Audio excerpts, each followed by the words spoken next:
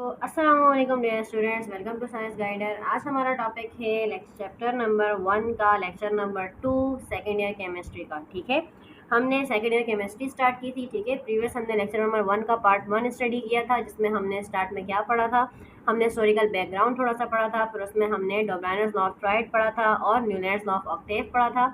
आज हमारे उससे फर्दर टॉपिक्स है जो कि कौन कौन से हैं। लोथर-मेयर्स क्लासिफिकेशन है, मेंडलीफ है और उससे फर्दर टॉपिक्स है जो हमने आज स्टडी करने हैं। तो स्टार्ट करते हैं अपना आज का लेक्चर।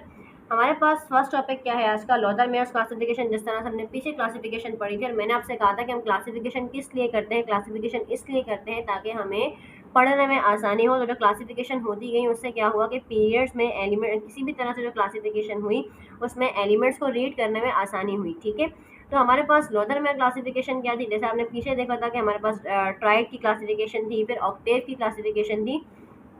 तो जो लोथर-मेयर्स की क्लासिफिकेशन थी ना, देखिए जो भी काम करता है, जो भी डिस्कवरी करता है, तो बहुत बार उसको उस टॉपिक का जो नाम होता है ना, वो उसके नाम के थ्रू रख दिया जाता है। तो जिस तरह से आपको नज़र आ रहा है कि जो लोथर-मेयर की क्लासिफिकेशन थी उसका नाम लोथर-मेयर क्लासिफिकेशन है। इनकी क्लासिफिकेशन टोटली डिफरेंट थी। हमारे पास डोब्राइनर और न्यूलैंड्स है। ठीक है, इन्होंने क्या किया था, इन्होंने ग्राफिकल रिप्रेजेंटेशन पेश की थी। ठीक है, इन्होंने कहा था कि हम क्लासिफिकेशन करें बट ग्राफिकली करें। अब इनकी क्लासिफिकेशन किस पर बेस कर दी गई, जाहिर है जिस तरह से मैंने आपको कहा था कि हर क्लासिफिकेशन में आपको मेन पॉइंट्स स्केच करने हैं। पहला बेसिस ऑफ क्लासिफिकेशन, फिर दूसरा क्लासिफिकेशन किस तरह से थी और उसका आगे उसका फर्दर टॉपिक क्या है। तो मैक्सिमम 2 से 3 इसके मेन पॉइंट्स हैं। तो पहली बात क्या है कि ये क्या है, एक जर्मन साइंटिस्ट है। इन्होंने इनकी क्लासिफिकेशन किस बेसिस पे थी, classification based on physical and chemical properties. अच्छा, इन्होंने जो डोब्राइनर और न्यूलैंड्स हमने पढ़ा था, उन्होंने जस्ट केमिकल प्रॉपर्टीज पर ही अपनी क्लासिफिकेशन बताई थी, सिमिलर केमिकल प्रॉपर्टीज की बेसिस पर एलिमेंट्स को क्लासिफाई किया था। इन्होंने केमिकल और फिजिकल प्रॉपर्टीज दोनों को रखा था और दोनों की क्लासिफिकेशन, दोनों प्रॉपर्टीज को यूज करते हुए इन्होंने एलिमेंट्स को क्लासिफाई किया था। अब इन्होंने किया क्या था, ही अरेंज्ड एलिमेंट्स। इन्होंने 56 एलिमेंट्स को अरेंज किया था। ठीक है, ही अरेंज 56 एलिमेंट्स ग्राफिकली, और इन्होंने ग्राफिकली अरेंज किया था। जैसे आप यहाँ पे देख रहे होंगे, मैंने यहाँ पे ग्राफ बनाया हुआ है। तो इन्होंने ग्राफिकली अरेंजमेंट बताई कि हम ग्राफिकली एलिमेंट्स को अरेंज करते हैं। कैसे अरेंज करते हैं, उनकी फिजिकल प्रॉपर्टीज़ के अकॉर्डिंग और उनकी केमिकल प्रॉपर्टीज़ के अकॉर्डिंग। तो इन्होंने क्या किया, जैसे कि हमें पता है अच्छी तरह से, ग्राफ के 2 एक्सिस होते हैं, एक एक्स एक्सिस और एक वाई एक्सिस। हॉरिजॉन्टल जो जा रहा होता है, जो ज़मीन की तरह सिंपल होता है नीचे की तरफ, वो हॉरिजॉन्टल होता है, और जो ऊपर की तरफ होता है ज़मीन से ऊपर, वो लाइन वर्टिकल कहलाती है। तो हॉरिजॉन्टल लाइन एक्स एक्सिस कहलाती है, वर्टिकल लाइन क्या कहलाती है, वाई एक्सिस। तो इन्होंने क्या किया, इन्होंने दोनों एक्सिस को दोनों प्रॉपर्टीज के अगेंस्ट यूज किया। यानी इन्होंने केमिकल प्रॉपर्टीज को एक्स एक्सिस पे रखा, जो कि इनका एटॉमिक वेट था, एलिमेंट्स के एटॉमिक वेट या एटॉमिक मासेज उन्होंने एक्स एक्सिस पर रखे, और जो फिजिकल प्रॉपर्टीज को उन्होंने मेंशन किया वो वाई एक्सिस पर रखा, और फिजिकल प्रॉपर्टी कौन सी यूज की, एटॉमिक वॉल्यूम को यूज किया। ठीक है, अब इन्होंने किया क्या था, अच्छा इस तरह से इन्होंने 1 से लेकर 8 ग्रुप्स बना दिए। फिर क्या किया, अब इन्होंने ये सब करने के बाद इन्होंने क्या ऑब्जर्व किया, elements with similar physical properties show peaks on curve. इन्होंने ये कहा कि पहली वही बात कि उन्होंने क्लासिफिकेशन किस बेसिस पर की, सिमिलर केमिकल और फिजिकल प्रॉपर्टीज की बेसिस पर की। फिर उन्होंने जो ग्राफिकली अरेंजमेंट की, अच्छा इन्होंने भी असेंडिंग ऑर्डर में ही एटॉमिक मासेस को अरेंज किया। और जो उन्होंने ग्राफिकली अरेंजमेंट की, उसमें इन्होंने क्या किया, ग्राफिकली अरेंजमेंट में इन्होंने एलिमेंट्स को अरेंज किया। कैसे अरेंज किया, फिजिकल प्रॉपर्टीज और केमिकल प्रॉपर्टीज के वर्सेस अरेंज किया। ठीक है, एटॉमिक वेट को एक्स एक्सिस पे रखा और एटॉमिक वॉल्यूम को वाई एक्सिस पे रखा। अब इन्होंने क्या कहा, और इनका ये ग्राफिकली अरेंज करने के बाद इन्होंने क्या कहा, इनकी मेन ऑब्जर्वेशन क्या थी, इस तरह से इन्होंने ये कहा कि जो जो एलिमेंट सिमिलर फिजिकल प्रॉपर्टी रखेगा ना, वो हमें ग्राफ की पीक पर शो होता जाएगा, उसकी पीक्स बनती जाएंगी।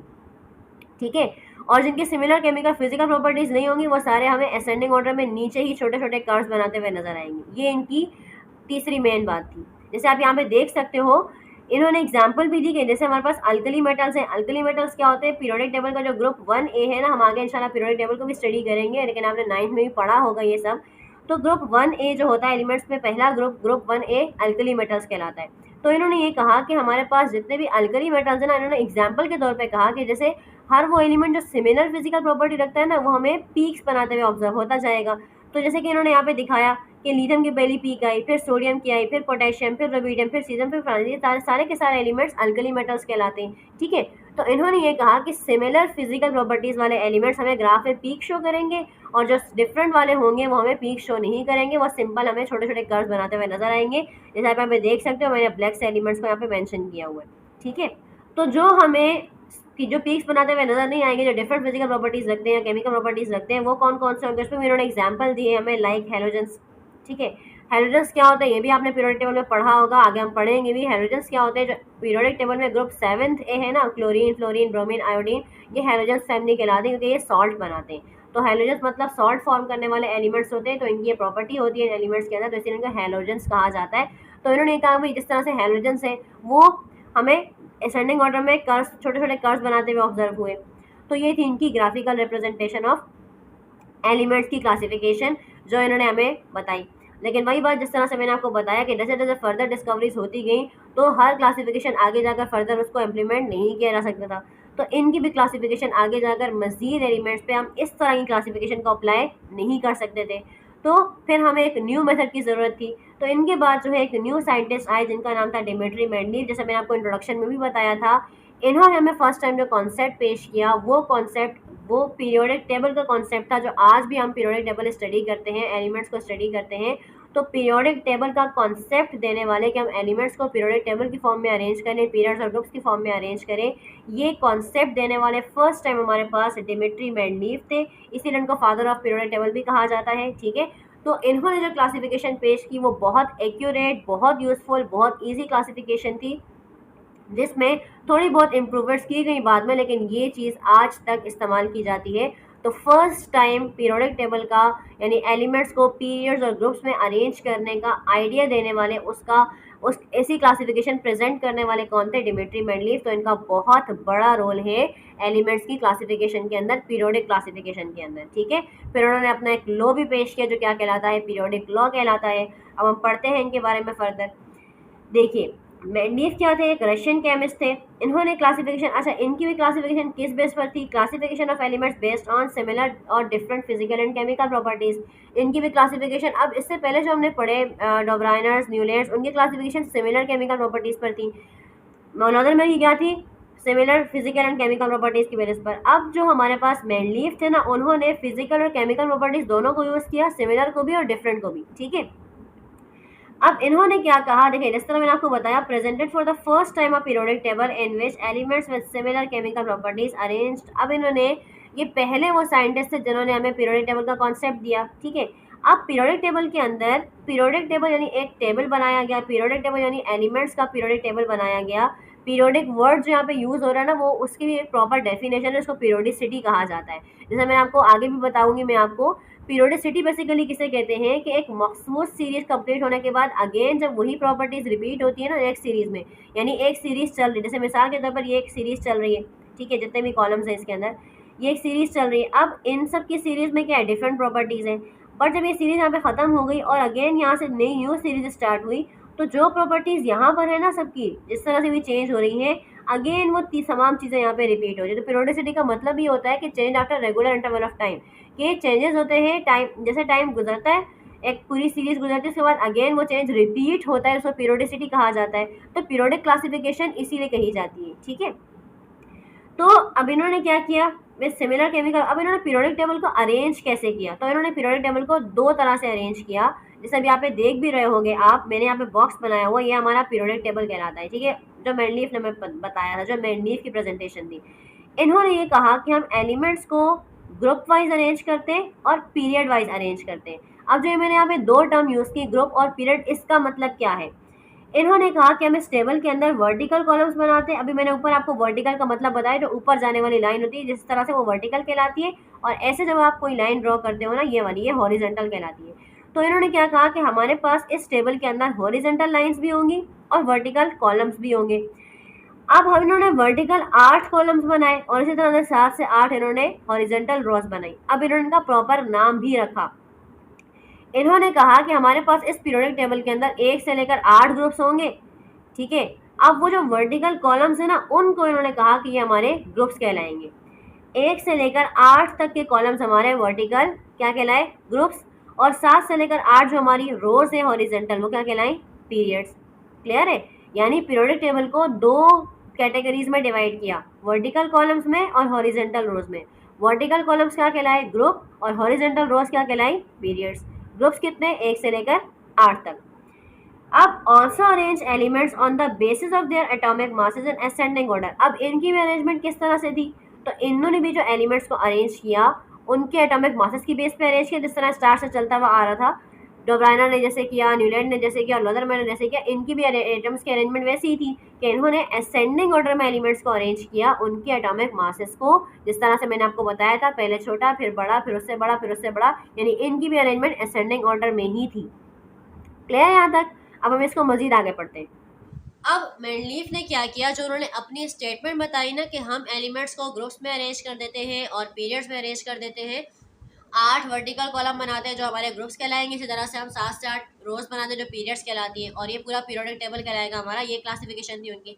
अब इन्होंने अपना एक लॉ भी पेश किया जो कि पीरियोडिक लॉ कहलाता है, जैसे मैंने यहाँ पे मेंशन भी किया हुआ है, ठीक है। इनका लॉ पीरियोडिक लॉ कहलाता है, डोबेरन का लॉ ऑफ ट्राइड कहलाता है, जो उनकी स्टेटमेंट थी ना वही उनका लॉ कहलाया आगे जाकर, ठीक है। डोबेरन का लॉ ऑफ ट्राइड है, न्यूलैंड्स का लॉ ऑफ ऑक्टेव है, मेंडलीफ का पीरियोडिक लॉ है, ठीक है, क्योंकि इन्होंने पीरियड्स में, इन्होंने पीरियोडिक टेबल में अरेंज किया।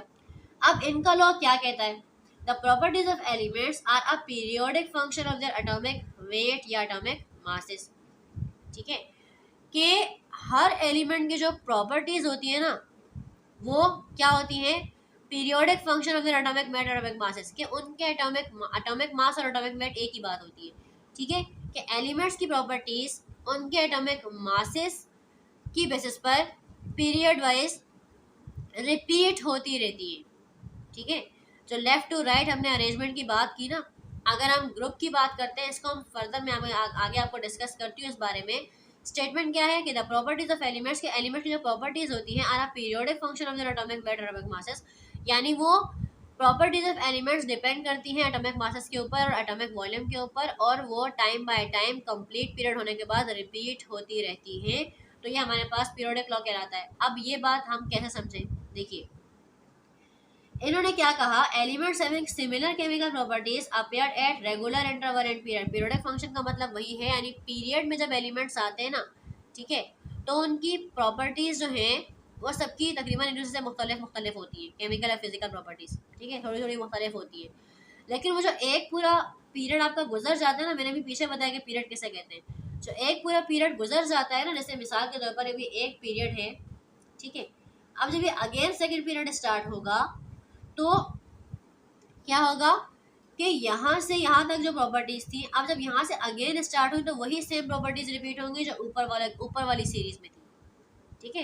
यानी पीरियड्स में क्या होता है कि जब एक पीरियड खत्म होता है और नेक्स्ट पीरियड स्टार्ट होता है तो उसमें प्रॉपर्टीज रिपीट होती हैं time by time. Similar repeat मतलब वही है कि वो वही प्रॉपर्टीज होती है जो ऊपर वाली सीरीज की होती है। अब इसके अलावा मेंडलीफ ने जो पीरियोडिक टेबल बनाया उसमें उसने क्या क्या काम किया, फर्दर वो बातें हैं। मेंडलीफ लेफ्ट एम्प्टी स्पेसेस इन टेबल। अब उसने पीरियोडिक टेबल तो बनाया, लेकिन उसने इस पीरियोडिक टेबल के अंदर कुछ जगह खाली छोड़ दी। एलिमेंट्स को अरेंज तो किया बहुत सारे एलिमेंट्स को, ठीक है, लेकिन कुछ एलिमेंट्स की जगह खाली छोड़ दी। क्यों खाली छोड़ी, जो कि उस वक्त डिस्कवर भी नहीं हुए थे उनके लिए जगह खाली छोड़ दी। क्यों, place in also predict their name, और क्योंकि उन्होंने ये प्रिडिक्ट किया कि एलिमेंट्स को, देखो पहले क्या किया, एलिमेंट्स को ग्रुप में और पीरियड में अरेंज कर दिया। कैसे अरेंज किया भाई, अब ग्रुप में कैसे अरेंज किया, तो ग्रुप में जितने एलिमेंट्स रखे उनकी प्रॉपर्टीज सिमिलर थी, पीरियड में जो रखे उनकी प्रॉपर्टीज पूरे पीरियड के बाद रिपीट हो रही है, ठीक है। जो ग्रुप में एलिमेंट्स होते हैं उन सब की प्रॉपर्टीज क्या होती है, एक दूसरे के साथ रिजेंबल करती हैं, केमिकल प्रॉपर्टीज। पीरियड में ऐसा नहीं होता, पीरियड में पूरी सीरीज खत्म होती है, उसके बाद उनकी जो प्रॉपर्टीज होती है वो पूरी सीरीज के बाद वो दोबारा रिपीट होती है, 1 2 3 से स्टार्ट हो जाती है, सही है। अब मेंडलीफ ने जो अरेंजमेंट की एलिमेंट्स की, उस वक्त जितने भी एलिमेंट डिस्कवर हो चुके थे, तो उसने उन एलिमेंट्स को अरेंज करने के बाद, जितने भी एलिमेंट्स हैं सबको अरेंज करने के बाद बीच बीच में जगह भी खाली छोड़ दी, और उसने ये प्रिडिक्ट किया कि ये जो जगह खाली छोड़ी है ना, इनके मासेस भी उसने उनके मासेस भी प्रिडिक्ट किए, उनके नाम भी प्रिडिक्ट किए, और इसके अलावा उनकी प्रॉपर्टीज भी प्रिडिक्ट की। यानी उसने जिस सीरीज में या जिस ग्रुप में या जिस पीरियड में एलिमेंट्स के लिए जगह छोड़ी ना जो उस वक्त डिस्कवर नहीं हुए थे, तो उसने बाकी एलिमेंट्स को देखते हुए उनकी प्रॉपर्टीज को भी प्रिडिक्ट किया कि इनकी प्रॉपर्टीज ऐसी हो सकती हैं, उनके नाम को भी प्रिडिक्ट किया और उनके मासेस को भी प्रिडिक्ट किया। और मज़े की बात है कि आगे जाकर उसकी प्रोडिक्शन सच भी साबित हो गई, जैसे कि देखो, अब उसमें जो एलिमेंट मुकम्मल तौर पे, अब जैसे कुछ एलिमेंट्स ऐसे थे जो जिनका पता तो था लेकिन वो प्रॉपरली अभी डिस्कवर नहीं हुए थे, तो उसने, और प्रॉपर यानी कंफर्म नहीं थे, तो उसने उनको प्लेस नहीं किया, बट उसने उनको एक अधूरा नाम दे दिया। लाइक जैसे बोरोन उसका कम्प्लीटली डिस्कवर नहीं हुआ था, तो उसने उसका नाम ईका बोरोन रख दिया। ठीक है, तो अब after element discovered as he predicted like germanium, अब जो उसने प्रोडक्शंस की थी, जिन जिन स्पेसिस पर एलिमेंट्स की प्रोडक्शन की थी, उनके एटॉमिक मासेस की प्रोडक्शन की, उनकी प्रॉपर्टीज की प्रोडक्शन की थी, वो आगे जाकर उसी की लाइफ में, मतलब वो जिंदा ही था तो उसकी लाइफ में उसकी प्रोडक्शन आगे जाकर प्रूफ हो गई, और वो एलिमेंट्स उसी तरह से डिस्कवर हुए जिस तरह से उसने प्रिडिक्ट किया था, तो उनको उनकी प्लेस पर रख दिया गया जहाँ उनकी एम्प्टी स्पेसेस थी। ठीक है, यानी मेंडलीफ ने क्या किया, अपने पीरियोडिक टेबल में उन तमाम एलिमेंट्स के लिए जगह खाली छोड़ी जो सब डिस्कवर नहीं हुए थे, तो जैसे जैसे वो टाइम बाय टाइम डिस्कवर होते गए तो उनको उनकी प्लेस पर रख दिया गया। जैसे अगर आप मेंडलीफ का पीरियोडिक टेबल देखते हैं ना, तो आपको बहुत जगहों पर यू यू यू लिखा हुआ नजर आएगा, तो वो यू यू यू कोई प्रॉपर एलिमेंट नहीं है, वो एलिमेंट्स हैं जो अननोन थे उस वक्त, किसी के नाम पता थे तो किसी के मासेस पता नहीं थे, किसी की प्रॉपर्टीज पता थी तो प्रॉपर, यानी प्रॉपर इनके बारे में इन्फॉर्मेशन नहीं थी, जो अननोन थे तो उनको ऐसे प्लेस किया गया। ठीक है, और कुछ के लिए जगह खाली छोड़ दी। तो ये मेंडलीफ ने पीरियोडिक टेबल में थोड़ी बहुत ये उसकी ये कह सकते हैं कि इसके साइलेंट फीचर्स है कि इसने पीरियोडिक टेबल में किस तरह से एलिमेंट्स की अरेंजमेंट की। ये तमाम चीज़ें करने के बाद अब हमारे पास जो नेक्स्ट साइंटिस्ट आए, इनकी क्लासिफिकेशन बहुत बेटर थी, बहुत एक्यूरेट थी, बहुत यूजफुल थी, बट इसमें भी थोड़ी बहुत हमारे पास इम्प्रूवमेंट्स की गुंजाइश थी। ठीक है, यानी जो उन्होंने क्लासिफिकेशन पेश की, ग्रुप्स की, पीरियड्स की, इसमें फर्दर इम्प्रूवमेंट्स की गुंजाइश थी। तो जो कि फर्दर किसने की इम्प्रूवमेंट, एक और साइंटिस्ट थे जो कि मूजली जिनका नाम था, मैंने यहाँ पे लिखा हुआ भी होगा, ये देखिए कि मूजली वो साइंटिस्ट थे जिन्होंने इन्हीं के काम के अंदर थोड़ी बहुत इम्प्रूवमेंट की। काम इन्हीं का था, जो इन्होंने कॉन्सेप्ट पेश किया वो इन्हीं का था, बस उन्होंने क्या किया, जहाँ जहाँ थोड़ी थोड़ी इम्प्रूवमेंट्स की गुंजाइश थी, उन्होंने वहाँ वहाँ उनको इम्प्रूव कर दिया उन चीज़ों को। जैसे कि some improvements in Mendeleev's periodic table to make it more useful। अब वो improvements क्यों की गई, ताकि हम मज़ीद हमारे लिए आसानी हो एलिमेंट्स को रीड करने में, उनको स्टडी करने में इसी पीरियोडिक टेबल के अंदर। तो उन्होंने थोड़ा थोड़ा कुछ उसमें इम्प्रूवमेंट्स लाई। ही प्रपोज हिज, और फिर इन्होंने, जैसे इन्होंने हमें अब पीरियोडिक लॉ दिया था मेंडलीफ ने, इन्होंने भी अपना एक लॉ प्रेजेंट किया, प्रपोज किया, जो कि इनका लॉ कहलाता था, क्योंकि इन्होंने भी पीरियोडिक टेबल पर ही वर्क किया। तो पीरियोडिक टेबल पर जो फर्स्ट लॉ बताया वो मेंडलीफ ने बताया, जो कि पीरियोडिक लॉ कहलाया। तो इन्होंने थोड़ी सी उसमें इम्प्रूवमेंट की, और इनका फिर लॉ मॉडर्न पीरियोडिक लॉ कहलाया। और इन्होंने भी क्लासिफिकेशन सेम ही रहने दी, वही सिमिलर फिजिकल और केमिकल प्रॉपर्टीज की बेस पर, लेकिन इसने इन्होंने वो इम्प्रूवमेंट्स कैसे लाई, क्या इन्होंने इम्प्रूवमेंट्स की, कहाँ पे चेंजेस की, तो भी हमने वो पढ़ना है कि मेंडलीफ के बाद जो मूजली थे उन्होंने क्या किया पीरियोडिक टेबल के अंदर, कैसे एलिमेंट्स को मजीद इम्प्रूव करके अरेंज किया। After the discovery of atomic number, अब ये तमाम काम चल रहा था, और उस दौरान जाहिर है एटॉमिक स्ट्रक्चर पर भी काम हो रहा था, एटम के स्ट्रक्चर पर भी काम हो रहा था, एटॉमिक मास पहले से डिस्कवर्ड थे, तो एटॉमिक नंबर को डिस्कवर किया गया कि एटॉमिक नंबर क्या होता है। तो जब एटॉमिक नंबर की डिस्कवरी हुई, by the discovery atomic number by Moseley, जो किन्होंने की थी, मूजली ने की थी। ठीक है, जो मैंने अभी आपको साइंटिस्ट का बताया पीछे, तो मूजली वो साहब थे, वो साइंटिस्ट थे जिन्होंने एटॉमिक नंबर को इंट्रोड्यूस करवाया, किस में, 1911 में। ठीक है, अच्छा, अब इन्होंने क्या किया, एटॉमिक नंबर की डिस्कवरी करने के बाद इन्होंने ये नोटिस किया कि classification more accurate by using elements atomic number rather than their atomic masses, कि उन्होंने कहा कि हम एलिमेंट्स को क्लासिफाई करने का सबसे बेहतर तरीका ये है कि हम उनके एटॉमिक नंबर्स यूज़ करें बजाय उनके एटॉमिक मासेस यूज़ करने के। ये इनकी इम्प्रूवमेंट थी पीरियोडिक टेबल के अंदर। So in periodic table elements arranged in ascending order by using their atomic number। तो एलिमेंट्स की अरेंजमेंट वही रही, सिर्फ क्या किया, एटॉमिक मासेस की जगह पर एटॉमिक नंबर की बेसिस पर उनको अरेंज कर दिया गया। अरेंजमेंट असेंडिंग ऑर्डर में ही थी कि पहले छोटा, फिर उससे बड़ा, फिर उससे बड़ा, फिर उससे बड़ा, बट एटॉमिक मासेस की जगह पर एटॉमिक नंबर आ गए। अब जो इन्होंने लॉ पेश किया, मॉडर्न पीरियोडिक लॉ, वो क्या कहता है, the properties of elements are a periodic function of their atomic number. Same वही स्टेटमेंट है कि एलिमेंट्स की जो प्रॉपर्टीज है वो डिपेंड करती है उनके एटॉमिक मासेस के ऊपर, और वो रिपीट होती है आप पूरी सीरीज कंप्लीट होने के बाद, पूरा पीरियड कंप्लीट होने के बाद। ये कहा था हमारे पास मेंडलीफ ने। मूजी ने क्या कहा, मूजी ने, मेंडलीफ ने ये बात एटॉमिक मास की बेस पर कही थी, मूजी ने ये बात एटॉमिक नंबर की बेस पर बोली। ठीक है, बस इतना सा फर्क है। वहां एटॉमिक वेट की बात हुई, यहाँ पर एटॉमिक नंबर की बात हो रही है। Also include group 8A। इसके अलावा पीरियोडिक टेबल के अंदर ग्रुप 8A इंक्लूडेड नहीं था, क्योंकि वो उस टाइम डिस्कवर नहीं हुआ था मेंडलीफ के टाइम पर। उसने 8 ग्रुप्स बना तो लिए थे, लेकिन ग्रुप 8 के अंदर जो एलिमेंट्स आने चाहिए वो उस वक्त डिस्कवर नहीं हुए हुए थे। तो इन्होंने ग्रुप 8 को भी इंक्लूड किया, जो मेंबर्स उसके अंदर, जो एलिमेंट्स के अंदर आने थे, जिनका नाम था नोबल गैसेस। तो नोबल गैसेस को भी ग्रुप 8 में रखने वाले मूजली थे। ग्रुपिंग हुई हुई थी, एलिमेंट्स की 1 से लेकर 8 तक ग्रुप्स बने हुए थे, लेकिन एलिमेंट्स को जब रीअरेंज किया और फिर एलिमेंट ऑफ फर्दर डिस्कवर हुए, जो नोबल गैसेस थी उनको ग्रुप 8 में मोस्टली ने अरेंज किया। अच्छा, अब मेंडलीव्स पीरियोडिक टेबल की भी, जैसे मैंने आपको बताया कि हमारे पास मेंडलीव पीरियोडिक टेबल के अंदर भी कुछ कमी बेशियां थी जिसको मोस्टली ने कवर कर लिया। ठीक है, तो उन कमियों बेशों को कवर करने के लिए जो मेंडलीव ने हमें कॉन्सेप्ट दिया, उसमें भी थोड़ी बहुत हमारे पास कुछ डिसएडवांटेजेस थे और कुछ एडवांटेजेस थे। डिसएडवांटेजेस क्या थे? ही प्रोवाइड एडवांटेजेस क्या थे? He provide a very useful way of classification of elements in the form of periodic table. कि इन्होंने जो क्लासिफिकेशन पेश की पीरियोडिक टेबल की फॉर्म में, वो बहुत ही बेस्ट और यूजफुल मेथड था एलिमेंट्स को स्टडी करने का। कि भाई हमें पता है कि ग्रुप में क्या एलिमेंट्स की सेम केमिकल प्रॉपर्टीज है, तो अगर हम ग्रुप में एक एलिमेंट को भी पढ़ते हैं तो हमें पता है बाकी सबकी भी यही प्रॉपर्टीज होंगी। पीरियड वाइज जाते तो हमें पता है कि हम अगर एक एलिमेंट को स्टडी करें तो सबकी सिमिलर, सबकी डिफरेंट प्रॉपर्टीज हैं, बट वो प्रॉपर्टीज हर पीरियड के बाद रिपीट होती रहती है। तो यानी एलिमेंट्स को पढ़ने में पीरियोडिक टेबल में आसानी हो गई। तो बहुत एक यूजफुल मेथड इंट्रोड्यूस करवाया उन्होंने क्लासिफिकेशन का। बट डिसएडवांटेजेस क्या थे मेनली इस टेबल के? ही अरेंज सम एलिमेंट्स, जो कि इम्प्रूव किए मोजली ने, जिसमें पहली इंप्रूवमेंट एटॉमिक नंबर वाली थी।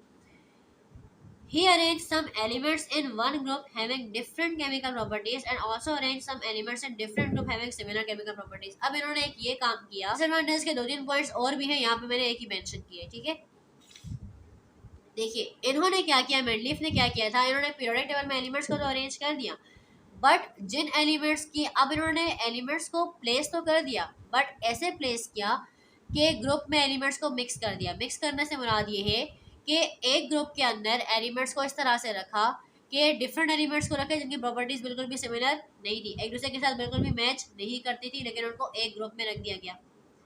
जबकि ग्रुप में क्या था, ग्रुप की डेफिनेशन क्या है, ग्रुप में वर्टिकल कॉलम में अरेंज करना है और उनकी प्रॉपर्टीज सिमिलर होनी चाहिए, केमिकल प्रॉपर्टीज। तो इन्होंने एलिमेंट्स को अरेंज किया ग्रुप में, बट ऐसे एलिमेंट्स को रखा जिनकी प्रॉपर्टीज एक दूसरे के साथ मैच नहीं करती थी, और ऐसे एलिमेंट्स को डिफरेंट ग्रुप में रख दिया जिनकी प्रॉपर्टीज एक दूसरे के साथ मैच करती थी। ठीक है, तो इस बात को भी इम्प्रूव किया मोस्टली ने। देखिए मोस्टली ने क्या किया, अभी इसकी और इम्प्रूवमेंट थी, एक और इम्प्रूवमेंट थी मेंडलीव पीरियोडिक टेबल के अंदर। जैसे हमारे पास, जैसे मैंने आपको पीछे बताया कि ऐसे एलिमेंट जिनकी प्रॉपर्टी दूसरे के साथ सिमिलर नहीं थी उनको एक ग्रुप में रख दिया, जैसे beryllium, magnesium, calcium, strontium, barium, ये सारे, और ये आखिर के जिंक, कैडमियम और मरकरी, ये एक दूसरे के साथ बिल्कुल भी रिजेंबल नहीं करते केमिकल या फिजिकल प्रॉपर्टीज के लिहाज से, लेकिन इनको एक ग्रुप में प्लेस कर दिया। तो मोस्टली ने क्या किया, so in modern periodic table which was arranged by Moseley, तो मोस्टली ने क्या किया कि जिन एलिमेंट्स की सिमिलर प्रॉपर्टीज हैं उनको एक जगह रखा, जिनकी डिफरेंट है उनको डिफरेंट जगह पे रखा। ठीक है, मोस्टली ने क्या किया कि जो सिमिलर केमिकल प्रॉपर्टीज वाले थे उनको एक जगह पे रखा, और दूसरे जो सिमिलर प्रॉपर्टीज वाले थे उनको दूसरे ग्रुप में रख दिया। ठीक है, सो दिस प्रॉब्लम, उसने इस प्रॉब्लम को सॉर्ट आउट किया बाय डिवाइडिंग ग्रुप्स इनटू। अब उसने वो कैसे किया, उसने पीरियोडिक टेबल में एलिमेंट्स को 2 ग्रुप्स में डिवाइड कर दिया। आप पीरियोडिक टेबल में देख भी रहे होंगे कि पीरियोडिक टेबल के अंदर आपने देखा भी होगा कि हमारे पास 2 ग्रुप से एलिमेंट्स है, ग्रुप ए और ग्रुप बी। बीच वाले सारे एलिमेंट्स बी में आते हैं और इधर वाले सारे ए में आते हैं। ठीक है, राइट और लेफ्ट वाले ए में और बीच वाले बी में। तो इसने क्या किया, इस प्रॉब्लम को सॉर्ट आउट करने के लिए कि डिफरेंट एलिमेंट्स को एक ग्रुप में नहीं होना चाहिए, उसने एलिमेंट्स को 2 ग्रुप्स में डिवाइड कर दिया। सारे एलिमेंट्स को उनकी प्रॉपर्टीज की बेसिस पर 2 ग्रुप्स में डिवाइड कर दिया गया, ग्रुप ए और ग्रुप बी, जो हम अभी मॉडर्न पीरियोडिक टेबल में देखते भी हैं। ठीक है, तो जब उसने ग्रुपिंग कर दी ना ए और बी में, तो उससे मजीद आसानी हो गई एलिमेंट्स को उनके ग्रुप में रखने के लिए। तो उसने क्या किया, अब जैसे बेरिलियम, मैग्नीशियम, कैल्शियम, स्ट्रोंशियम और बेरियम, अब ये सारे दूसरे के साथ सिमिलर प्रॉपर्टी रखते थे, या ऐसे ग्रुप में रखा जाए कि प्रॉपर्टीज दूसरे एलिमेंट से रिजेंबल रखती थी, तो इनको इसने ग्रुप ए में प्लेस कर दिया।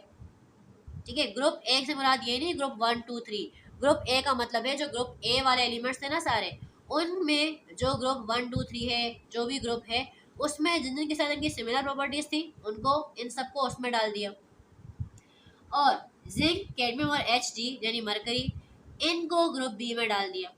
और ग्रुप बी में जिन एलिमेंट्स के साथ इनकी प्रॉपर्टीज रिजेंबल कर दी थी इनको उनके ग्रुप्स में रख दिया।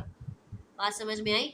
तो मेंडलीफ हमारे पास वो वाहिद साइंटिस्ट है जिन्होंने हमें पीरियोडिक टेबल का कॉन्सेप्ट दिया। तो वो पहले साइंटिस्ट है, सिर्फ फादर ऑफ पीरियोडिक टेबल भी कहलाता है कि इस बेस्ट क्लासिफिकेशन को रिप्रेजेंट करने वाले, फर्स्ट टाइम इंट्रोड्यूस करवाने वाले मेंडलीफ थे।